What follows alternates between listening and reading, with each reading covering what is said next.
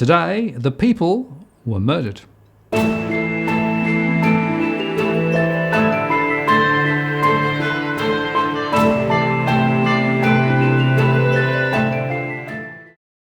Martin North, John Adams, in the interest of the people. Hello, John. Hi, mate. So it's the 3rd of December. It is the 3rd of December. Very significant date. It is a very significant day. Today is the 165th anniversary of the Eureka Stockade, and you know the audience can see that we have the Eureka flag behind me. So I thought it is actually important today to talk about the Eureka Stockade, why it's actually important from a historical perspective, because a lot happened in 1854 in Victoria, and a lot flowed from that a lot of Australians don't really understand. And even, without sort of naming names, in the last few days, I've had a few conversations with people in Parliament, and I actually asked them, did you know that these things today that you take for granted, this all came from 1854 in Eureka? And people in Parliament didn't actually know. So there's a lot about Australian history that Australians don't have a full understanding of, but today is a significant day in terms of what happened then, what happened as a result of that, and what are the lessons of Eureka in terms of today, particularly because we're looking at the $10,000 cash ban and a whole host of other infringements of our civil liberties and rights. Yeah, and I think the way I think about it is this is history with a bite, right? Because there are some very important lessons that are actually transferable to our current situation. Absolutely. So I think the first place to start is just to give the audience, particularly for some of our international viewers, about, well, what is the Eureka Stockade and what actually took place. So we'll go into the history in a second, but basically what happened was there was there was a gold rush in the 1850s. There was on the 3rd of December 1854 there was an armed there was a stockade full of people who were fighting against the government because of certain infractions and infringements that they were unhappy with, and basically the police and the British Redcoats went into the stockade and basically murdered 30 citizens or subjects at that time. It happened within the course of 10 to 20 minutes, and that caused huge outrage in terms of the excessive amount of government force at the time. And from that, there was an inquest, and there was a whole bunch of democratic reforms that people just take for granted today. It all came from 1854, and also I should say that certain things that's being practiced around the world in terms of how we conduct elections. All of these sort of things that we'll get into today, it all came from what happened in terms of Victoria Ballarat. So I think a lot of people around the world don't have a full appreciation of why, how we vote on election day, particularly with the secret ballot. A lot of this just came from this particular event, so that's the basic nutshell of the story. But to go back, so why was this sort of situation that happened? Basically the essence of Eureka is a government that went off the rails and had huge financial problems. So basically, you had in 1853 you had a governor called Governor Latrobe, and obviously in Victoria you've got Latrobe University at the moment, so named after the governor. So he basically was spending too much money, and he had a huge deficit. By the middle of 1854. The deficit for the Victorian government was about £1 million, so huge amount of money, and they had no hope of actually closing the gap. And they were spending way too much money, too many public servants, kind of like some of our state governments today, and even you could even say in terms of the federal government. So although the federal government is in surplus now, but how sustainable is that surplus going forward? We'll have to have a look. But in July of 1854 we had a new governor. And this was Governor Hotham, and people can look at Parliament, and there is a seat named after this particular governor. He was under strict instructions from London to balance the books.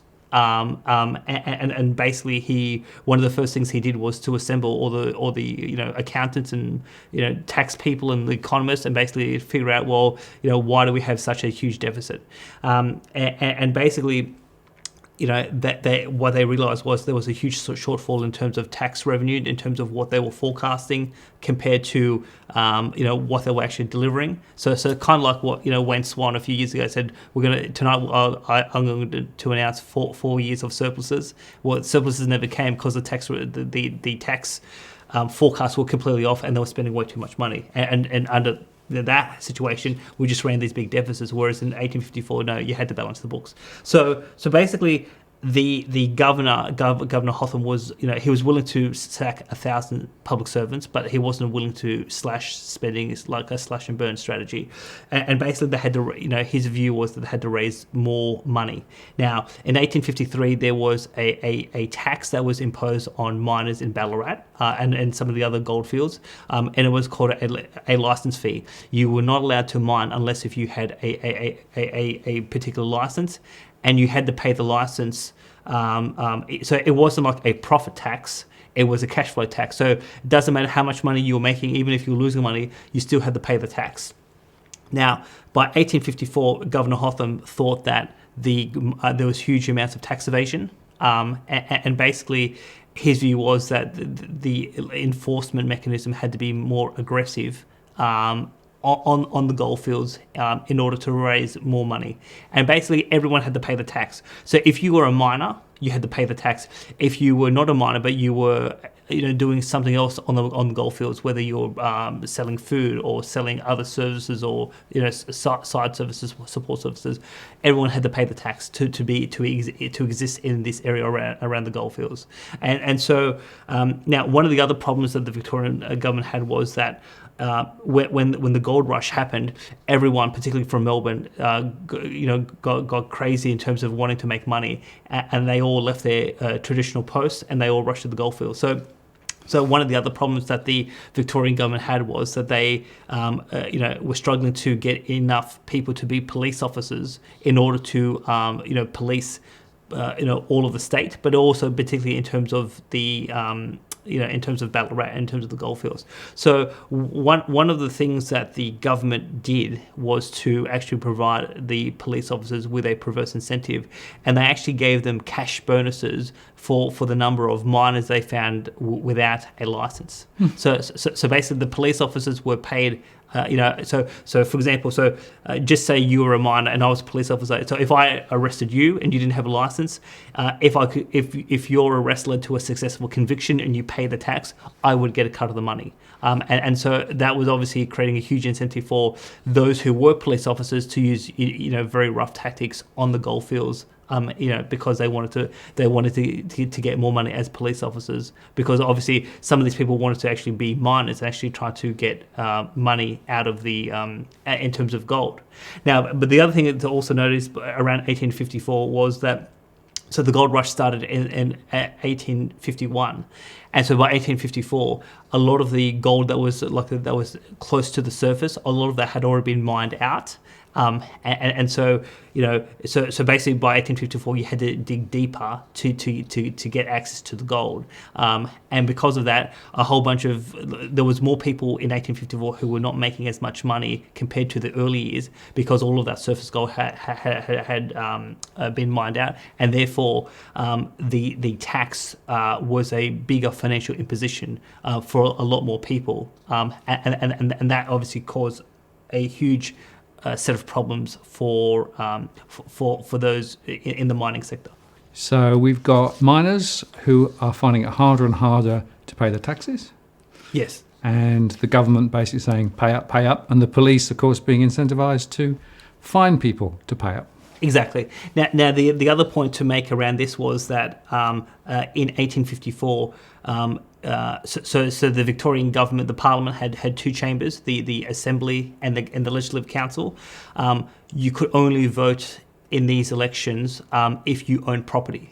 So most of these miners didn't actually have the vote. And one of the results that came out of the Stockade situation was they actually got the vote. So a lot of these people, so just to go back to the Magna Carta, but also happened with the American Revolution, taxation without representation, that was a huge issue as well. So they said we didn't vote for the tax, we didn't vote for this spending, we have no say in the government, we can't change the government, and yet we're being sort of treated with these unfairly with all these taxes, but also the tactics being used by the police and the military to enforce this tax regime hugely unfair. It's a very different world from today in many ways, but you wonder. Yeah. Yeah. Now, one of the other things that caused a huge kerfuffle on the goldfields was, kind of like what's happening with the cash ban. With some of the people have been very upset in terms of the process that has gone through. So whether it's about the Treasury saying that there was 3,400 submissions put in by the CEC, or where the Senate committee has said that most of 95% of the submissions were quote unquote correspondence, and therefore they will not publish them. So people have been very unhappy with the process. Well, there was huge problems with process in terms of being on the goldfields, and one of the issues was there was a famous murder case on the goldfields where there was a miner that was killed by, it turned out to be the owner of the Eureka Hotel. And basically he was a well-known individual, and he had to be tried 3 times. So after this miner was, after the miner was killed, there was a coronial inquest. The coroner basically rigged the process, didn't take all the available evidence in. He basically found that the accused was not guilty. Huge uproar among the miners because this miner was one of his mates. The Attorney General had to step in and basically call for a second judicial inquiry with an actual magistrate. The only problem there is that the magistrate was the friend of the accused, and there was rumours on the goldfields that the magistrate had a commercial relationship with the accused, and he was a part owner of the Eureka Hotel. So now, and again, the magistrate found that the accused was not guilty, and so they actually had to have a third trial, and the third trial actually happened in Melbourne because the first 2 were actually happened in Ballarat, and the third trial actually found the accused guilty of manslaughter, not murder, but so it wasn't what the miners actually wanted, but it went halfway, and he actually had to spend 2 or 3 years of sentenced to 2 or 3 years of hard labour because of the finding. So the fact that there was massive injustice in terms of process, kind of like what we're going through now in terms of the cash ban, that caused a huge amount of problems, in terms of how people were feeling about their rights, and in terms of how they thought the government was actually, administering justice, but also administering tax law. So resulting from all of this, there was huge frustration, and then what came from that was the formation of the Ballarat Reform League. And the Ballarat Reform League called for a whole host of demands that they were demanding from Governor Hotham and the government, including full and fair representation in Parliament, manhood suffrage, no property qualification of members for the Legislative Council, payment of members of Parliament, and short duration of Parliament. So these were the things that that weren't available, that they said that they were available, and a lot of these reform ideas were coming out of the UK. So there was the Chartist movement, and some of these people were part of that movement, and they some of them, obviously you had the big Reform Act of 1832 in the UK, and they still wanted to take democratic reform further in the UK, and so where some of these ideas started to pop up was in Ballarat, and so these were some of the demands that came from that. And so basically this Reform League had a series of meetings. They basically had they came up with a flag, the Southern Cross. They formed a militia, and obviously, at that time, the miners right across the goldfields had weapons, they had arms. There was huge concerns that all of this talk of starting a new movement, a militia, it was going to cause a revolution. They could overthrow the Victorian government. So there's a lot of tension, a lot of suspicion within the government about what was really going on. And obviously, because of this rigged process around the court case, the miners didn't trust the government. So trust had effectively broken down. And what happened from this was that they basically, these miners took this extremely seriously. Being a part of a militia, being part of this reform league, they wanted like real action, kind of like what we want real action on the cash ban, and all the other sort of issues that we've been talking about on this channel for the last, in terms of 2019, and then some of the issues we talked about on Walk the World in 2018. I mean, you and I, we want serious action on all of these economic problems. These guys want a serious action. And so they actually took a solemn oath to swear to each other and to the flag, and this was a very serious oath. And so we actually have a clip from a movie that was done in the 1970s that actually that recounts about how serious these people were and what they actually promised each other. So let's actually play that.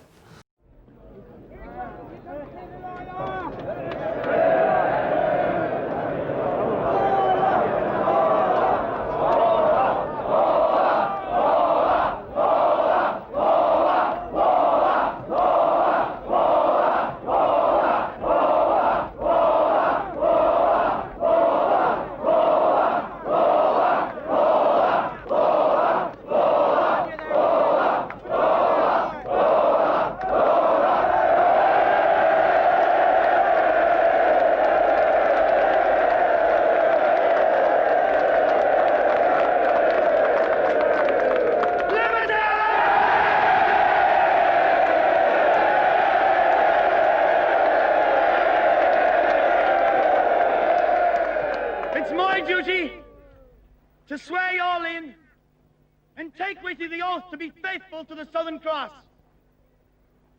Hear me with attention. The man who, after taking this solemn oath, does not stand by our standards is a coward in heart. I order those persons who don't intend to take the oath to leave this meeting at once.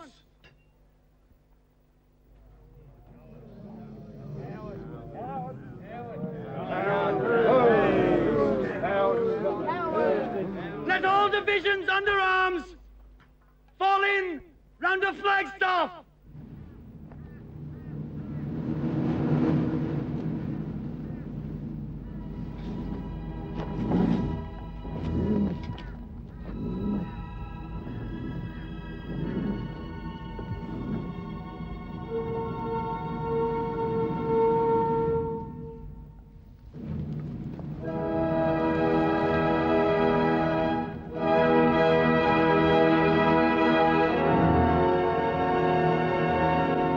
We swear by the Southern Cross.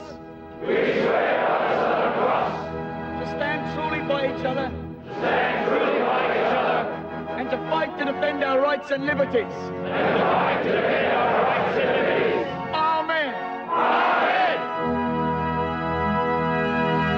Amen. Okay, well, that's pretty compelling. Yeah. So I mean, look, these people were deadly serious, and so from this militia, they actually set up a stockade where they were basically, calling out the government, saying, we're going to potentially secede from, we're going to secede from Victoria. We're going to set up our own government if you don't actually, fulfill our demands, etc., etc. So obviously the government, and Governor Hotham was a naval officer, so he was used to basically getting his way. And not seeing this sort of amount, in terms of this level of insurrection. So he basically sent in. There was already soldiers and police officers in Ballarat. Reinforcements came from Melbourne, and basically there was suspicion that the miners were going to attack the military troops. And obviously the troops, the miners thought that the military were going to attack them. And basically what took place was that there was a decision made to basically crush the miners. And then on the 3rd of December at 3 a.m., a operation took place where they basically, so there was a sort of back and forth, like a hostage situation, standstill over a few days. But on the 3rd of December at 3 a.m., the military moved in and basically started opening fire on the troops. and they had, in some cases, they had some heavy artillery with shrapnel that could cause a lot of damage on them. And within the course of 20 minutes, 30 miners were killed, and 3 soldiers were killed. And that was the putting down in terms of the insurrection. So that is what happened on that day, where the military in this country opened fire on civilians effectively, and from that, huge ramifications flowed right across the country.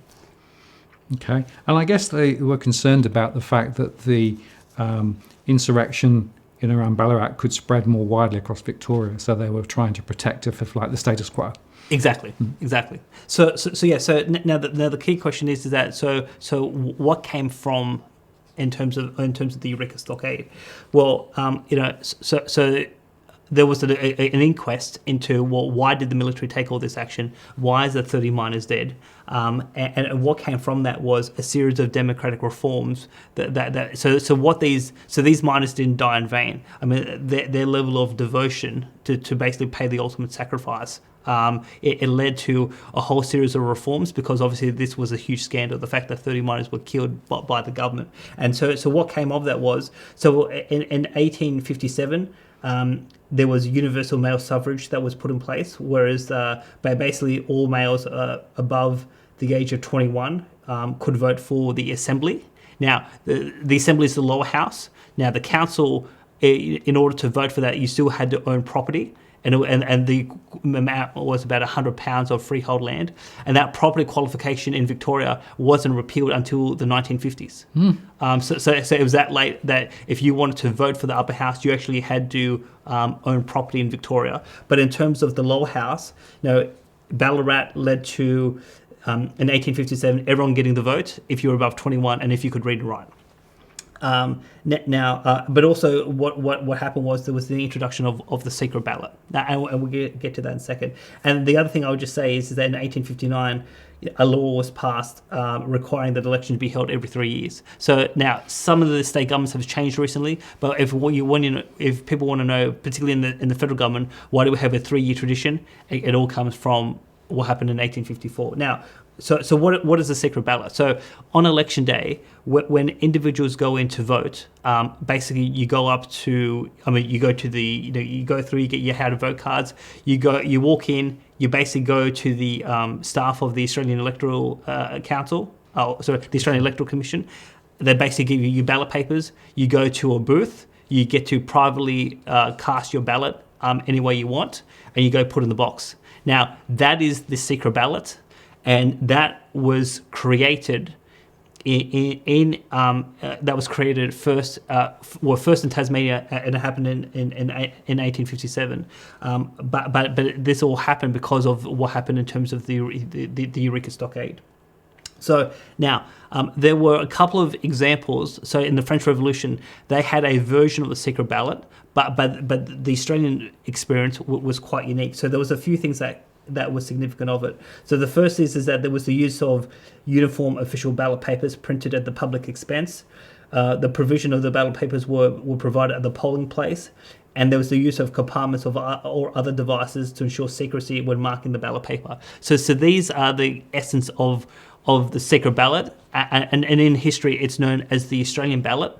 Now, so in the UK, when people were voting for the House of Commons, or even in the United States when they were voting for the House of Representatives for the Congress, or even in some of the state procedures, what we do today, and this whole standard. I mean, like in 1948, the secret ballot in this formulation became a part of the Universal Declaration of Human Rights. So this how we actually vote on election day. Before Ballarat, before Eureka, there was all sorts of different procedures done in Britain, but also in America, and those procedures, and we'll get into that in a second. It basically, resulted in huge amounts of corruption, huge amounts of intimidation and fraud, and basically people were not allowed to vote their conscience. So we take it for granted that we get to basically go into our compartment and privately cast our ballot, and we can do it without anyone knowing how we vote. And if we have a different opinion, and sometimes whether you vote for a radical party of the left or of the right, some people don't want that to be known because other people may look at that down. Well, the reason why you get to do it in private is because of these guys in 1854 taking a stand, willing to die for their beliefs, and that stand resulted in these huge reforms. And I'm interested in what you're saying, that prior to that there were a whole bunch of other ways of voting which were pretty scrambled and were very much up for manipulation and a lot of distortion. Indeed. So when whether you look at the UK or in France, or say, for example, in the United States, so some of the other voting procedures were look at that oral voting. So so basically you've got the electoral officer there, and you've got to actually tell people out aloud how you voted. So here in Wollongong, it's a safe Labor seat for some people to walk into a polling booth and saying, I'm going to vote Liberal Party, or I'm going to vote One Nation, something like that. Hugely controversial. There was the operation of lots, where drawing by straws, the raising of hands. Or there could be a whole bunch of different balloting procedures that were open to corruption, and so I think I've heard examples in terms of the UK where you may have to go down to the local pub and you basically put your hand up. I'm voting Tory, I'm voting Labor, I'm voting Liberal, Conservative, whatever the case may be. And obviously, if there are people around you who don't want you to vote that way, you may want to keep your mouth shut because of consequences of what happened. And obviously, one of the things that would happen in the UK, but also in the United States, is that your employer, would actually instruct you as an employee, you will vote this way, otherwise I will sack you from your job. Now, how will the employer know? Is because you didn't have any privacy. You actually had to, quite openly, put your hand up, and the employer could be there, spies from the employer could be there. So you could lose your livelihood, you could, have threats, in different forms of intimidation, but there was huge amounts of corruption of how things can be rigged. And so when we look at democratic elections across the world and say, was this a free and fair election? Well, one of the hallmarks of a free and fair election today is, do people get to go using a secret ballot to cast their conscience or to vote their conscience? And if they can't,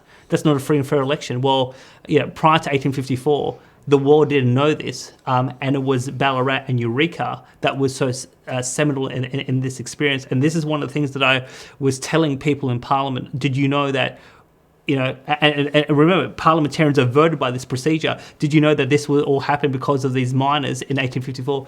And some of these people in Parliament who I spoke to in the last few days said that they had no idea. So this is why this is so significant. And I thought it'd be important to, do a show on this, is because most Australians don't know. I mean, this, in my view, you think about all the things we've exported to the world as a country. The secret ballot is the greatest gift because it became, a hallmark of human rights, and it all happened from Victoria. And it's an extraordinary story for me of, what Australia can do when we sort of, put nose to the grindstone. Right. And I guess the question, John, is then, that was an event back then, but very significant. But how should it be honoured now then? Well, look, yes. So that is a very interesting question, Martin. Now, one of the things that when I was working for Synodinus back in 2012-13, I thought this was a huge issue then. Now, on the 3rd of December, the flag of the Eureka Stockade flag, the Eureka flag, is not actually presented anywhere around federal parliament. So here's the thing. So the hallmark of the democratic system, and we don't actually we don't honour the flag. We don't actually show the flag on the anniversary, and I thought it was a huge thing then. So what I actually did was I actually was working behind the scenes to put together some draft legislation, and we actually have a picture of this draft bill that I actually had put together by some of the staff in terms of the Senate, and basically I wanted so there's an act that defines how flags are to be presented around Parliament and which flags, and it's called the Flag Act 1953. And my bill, what would have done was to amend the Act so that it would be mandatory that on the 3rd of December of the year, the Eureka flag would be shown around the Federal Parliament House. And so that was the idea. And so I basically put this all together quite kind of in secret, and even the boss didn't really know about it until I revealed to the boss, and he was amenable to the idea. So I started moving around the coalition and saying to people, would you be open to this idea? We think this is good, and we had quite a bit of traction, particularly from some of the Victorian MPs. Now, where it fell apart was that Tony Abbott's office was saying to us that when anything comes to flags, he will take advice from Bronwyn Bishop. Because she was the arch conservative, which is very important around symbols and stuff like that. And so, because in the 1950s and 60s, some elements of the union movement, took the flag as their official symbol, she basically didn't want to have a bar of it, and that's sort of kind of where the sort of effort sort of died out then. Now. The important thing to note about Eureka was that these miners were not employees, they were not a union. These were effectively small business entrepreneurs. If you look at the ownership structure, so they were small business entrepreneurs basically wanting to have economic freedom to basically get rich and to live the life that they wish to live. So it's the sort of aspirational class. So even though there's some union. Some unions in the 20th and 21st century have taken this flag to basically mean or have reinterpreted its meaning. I actually think that this is a flag for all Australians, and it's a recognition of what must be done to secure your rights, but also in terms of protecting the key hallmarks of our democracy. And one of the things that you've said on with me, but also on Walk the World, is that that over time freedom and rights can be eroded, and if you do not stand up for your rights, you could easily lose them. And so. The other, I think, element of what this flag represents is the call for every generation to stand up and protect their rights and to ensure that, because it doesn't matter whether it's Australia or any government around the world. The natural tendency of any government, is to encroach on rights. It is to increase power for whatever justification that governments have come up with over the centuries. And so there's always a common tension between governments wanting to control and to get their agenda through, and also the rights of citizens to protect their individual rights and having the freedom to be able to pursue the life that you wish without any dictation from the government or from the police or the military, etc. So there's a tension that's been there for centuries and even millennia, no matter what your society is. And what I think this flag represents is that sometimes that when you have a government out of control that's unresponsive, it takes perhaps the ultimate sacrifice to actually secure those rights. I don't think we are there yet on the cash ban, because ultimately these guys didn't have the vote in 1854, whereas we do have the vote. And in theory, if the cash ban is made law and we lose our rights to use cash, even if it's at the $10,000 mark, in theory, we could always go to the next election and vote out the government and vote in a new government that will repeal it. But particularly when, to be honest, when you've got both major parties, who are in cahoots with the large corporates and vested interests, perhaps democratic theory that doesn't sort of play out like the way you want. But it goes to the point that sometimes you can't just sit back and hope that your freedom will be there. You actually have to go to the next step. And one point I'll make about the cash ban and bail-in, particularly on bail-in, people have said to me on the phone over the last 6 months, the government would never try to do bail-in because there would be a revolution in this country. And the reality is that in 200 years of history, we've only had one successful revolution, or one successful coup d'etat, and that was actually in 1808 with the Rum Rebellion in Sydney, and that was the soldiers going to the governor's house, and the governor was hiding under a bed for 3 hours, trying to hide from the soldiers, and the governor had no weapons.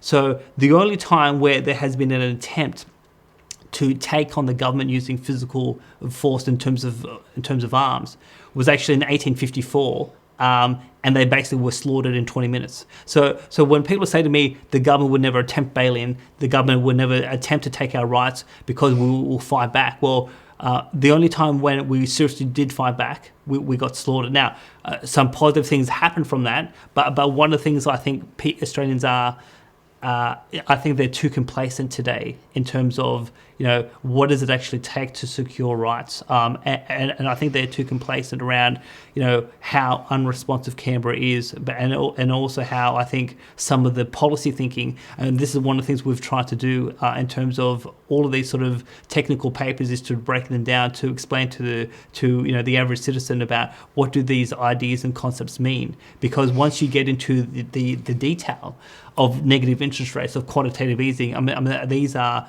dangerous things that the so-called elites have no idea what they're doing, and they have no solution to resolve some of the pressing economic problems that we have in this country. And I think the country is headed in the wrong direction, both in terms of the economy, but also when the governments get desperate, they start to use more extreme measures, and I think the cash ban is one of those examples. So again, why I think it's important to do this show and to honour his flag is that the call is now coming forward, going into this next crisis, about what sort of country we're going to have, and what are we willing to do to ensure that we remain a free and democratic country. Yeah, and I think it's worth underscoring, isn't it, that freedoms are hard earned. People died for the freedoms that we have to be able to vote and to do the things that we take for granted. But little by little, those can be easily eroded unless we're very alert and unless we actually stand up and essentially highlight what's happening. And that's, I guess, what the cash ban is about and some of the other things. And I think the flag is actually a very good symbol and a reminder that we need to value the freedoms we have and just don't let them get taken away. Indeed. And I'll probably finish on 2 points. First one is that there's still an opportunity to, in terms of the flag, in terms of honouring the flag, to have it actually presented or shown around federal parliament on the 3rd of December every year. So, no one, anyone can write to their local MP, to their senator, and just say, change the Flag Act, and get the flag shown on the 3rd of December. If people want some extra detail from me, I still have all the paperwork from 2012. If people write to me, I can, guide them in the right direction. So that's point one. Point two is that on the cash ban, so the only country that I know around the world where there was an attempt to introduce one, and those efforts were stopped, was actually in Germany in 2016. So every other country in Europe where they've tried this, they've actually got it up. And so why I think, so if we are successful in 2020 in stopping this cash ban, not only will we have protected our freedoms in this country, I think just like with what happened in 1854 when they sent a strong signal around the world, we will have sent a strong signal to people in Europe, but also to other countries as well, to say that there is a limit, there is a red line in which government cannot cross. And I think, again, just like we were an inspiration in the 19th century, 2020 could be the year where Australia inspires the world again. Yeah, and just to say again, I think that this channel is all about helping people to understand what some of those real issues are, so that effectively people in Canberra don't just snick things through without actually full disclosure and full transparency. Exactly. So that's why we called it In the Interest of the People. And obviously, when people looked at the clip earlier, they took an oath to swear by each other so that the people would be united against tyrannical government. And that's what the struggle is today. Yeah, John, I appreciate that your time today. And in the interest of the people, we'll keep speaking these issues. Thank you. Thanks. Martin North, John Adams, In the Interest of the People. We'll see you next time.